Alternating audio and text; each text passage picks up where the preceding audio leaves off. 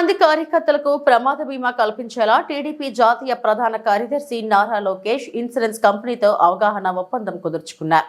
ఉండవల్లి నివాసంలో జరిగిన కార్యక్రమంలో ఈ మేరకు మంత్రి Lokesh, United India Insurance, Pragmatech Insurance Broking ప్రతినిధులు ఎంవిఓపై సంతకాలు చేశారు. ఒప్పందం ప్రకారం జనవరి 1, 2025 నుంచి డిసెంబర్ 31, 2025 వరకు 1 కోటి మంది కార్యకర్తల బీమా కోసం తొలి విడతలో 42 కోట్ల రూపాయల పార్టీ చెల్లించింది. వచ్చే ఏడాది కూడా దాదాపు ఇదే మొత్తంలో ప్రీమియం సొమ్మును పార్టీని చెల్లిస్తుంది. ఈ ఒప్పందం ప్రకారం కార్యకర్తలకు 5 లక్షల ప్రమాద బీమా లభిస్తుంది.